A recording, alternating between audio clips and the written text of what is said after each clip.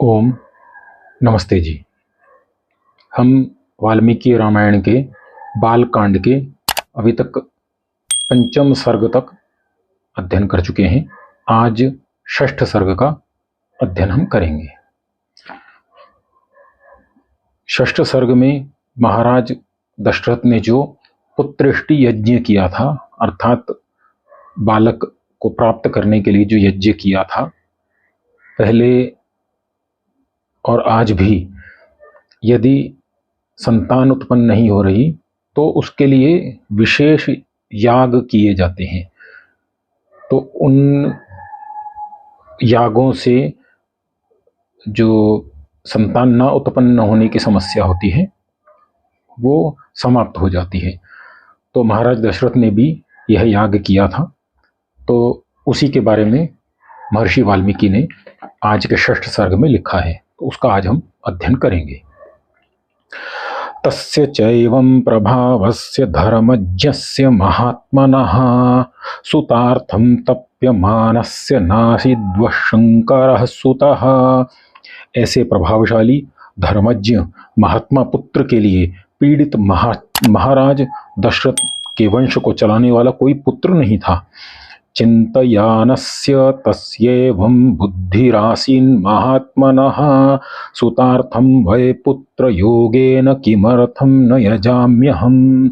पुत्रोत्पत्ति का उपाय सोचते हुए उन्हें ध्यान आया कि पुत्र प्राप्ति के लिए क्यों न मैं पुत्रेष्टि यज्ञ करूं। आत्मयाश्च ब्रवीद्राजा निश्चितां तु कृत्वा मतिं सरय्यवाश्चोत्तरे तीरे यज्ञ भूमिर्विधीयताम्। यज्ञ करने का निश्चय कर महाराज दशरथ ने मंत्रियों को सरयू नदी के तट पर यज्ञ भूमि ठीक करने का आदेश किया। न अपराधो भवेत कष्टो यद्यस्मिन् क्रतुसत्तमे छिद्रं हि मृगयन्ते स्म विद्वांसो ब्रह्म रक्षसा। उन्होंने कहा कि यज्ञ भूमि ठीक करते समय इस बात का ध्यान रखा जाए कि यज्ञ की विधि पूरी होने तक कोई अपराध ना हो, किसी को कष्ट ना दिया जाए, क्योंकि ऐसे यज्ञों में ब्राह्मण रूप में राक्षस लोग विघ्न खोजा करते हैं। राक्षस का अर्थात जो गलत वृत्ति वाले लोग हैं, वे लोग ऐसे समस्याओं को ढूंढते हैं और उसका लाभ उठाते हैं। तो ऐसा नहीं होना चाहिए, ऐसा महाराज दशरथ ने आदेश किया। विधिहीनस्य यज्ञस्य सद्यः कर्ता विनश्यति तद्यथा विधि पूर्वं मे कृतरेषु समाप्यते।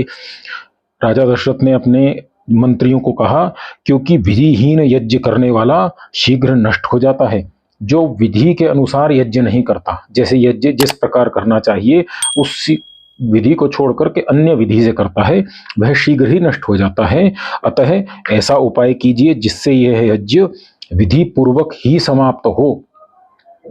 अवज्ञया न दातव्यं कस्य चिल्लील्यापि वा अवज्ञा कृतं हन्यादातारं नात्र संशयः।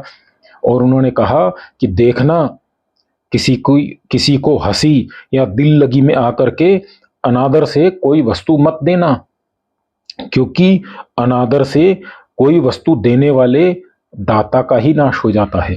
एक तो अनादर से जो वस्तु देते हैं उसका नाश हो जाता है, और दूसरा जो हमें नहीं चाहिए, 10 का नोट फटा हुआ है और हमने जाके मंदिर की दान पेटी में डाल दिया, तो ऐसे व्यक्ति का नाश हो जाता है। जो चीज़ हमें नहीं चाहिए वो हम किसी को दान दे देते हैं, या हम अनादर से किसी को दान देते हैं, तो ऐसे दोनों व्यक्तियों का नाश हो जाता है। ऐसा महाराज दशरथ अपने मंत्रियों को कह रहे हैं कि इन बातों का ध्यान अवश्य रखना।